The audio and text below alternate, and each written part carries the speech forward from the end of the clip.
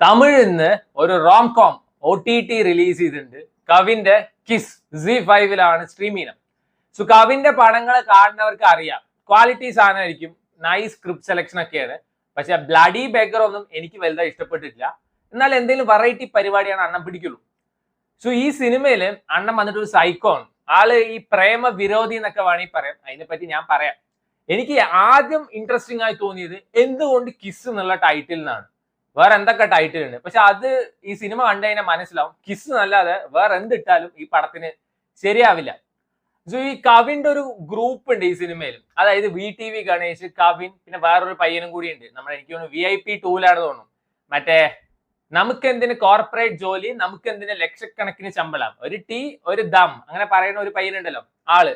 ഇവരുടെ ഒരു ഗ്യാങ് കിടുവാണ്. അവരുടെ കൗണ്ടേഴ്സ്, അതിലെ കവിന്റെ ചില എക്സ്പ്രഷൻസ്, ഫസ്റ്റ് ഹാഫ് നൈസ് പരിപാടിയായിരുന്നു. ഈ സിനിമ തുടങ്ങുന്ന സമയത്ത് തന്നെ വിജയ് സേതുപതിയുടെ ഒരു നറേഷൻ ഉണ്ട്. അതിൽ തന്നെ നമുക്ക് മനസ്സിലാവും ഈ സിനിമയുടെ മീറ്റർ എന്താണെന്നുള്ളത്. സോ ഞാൻ എന്റെ കാര്യമാണ് പറയുന്നത്, എനിക്ക് ഇഷ്ടമായോ ഇല്ലേ എന്നൊക്കെ ബാക്കി എല്ലാവരും കണ്ട് തീരുമാനിക്കാതെ ഞാൻ പറയുള്ളൂ. ഞാൻ എപ്പോഴും പറയാനുള്ളതാണ്, opinions are like assholes, everybody has one. So കണ്ട് തീരുമാനിക്കാം. സോ ഫസ്റ്റ് ഹാഫ് നൈസ് ആയിരുന്നു, നല്ല ചിരിക്കാനും അതേപോലെ തന്നെ നല്ല രസമുള്ള പരിപാടി. ആൻഡ് സെക്കൻഡ് ഹാഫ് പറയുന്ന സാധനം എന്തൊക്കെ കാണിച്ച് തട്ടിക്കൂട്ടി കൊണ്ടേ കൊളാക്കി. സോ ഒരു കമ്മനാട്ടി ഈ സിനിമയുടെ ക്ലൈമാക്സ് ഷൂട്ട് ചെയ്ത് റീലാക്കി ഇട്ടുണ്ടായിരുന്നു. ഞാൻ ചുമ്മാ റീൽസ് ഇങ്ങനെ സ്ക്രോൾ ചെയ്ത് പോണ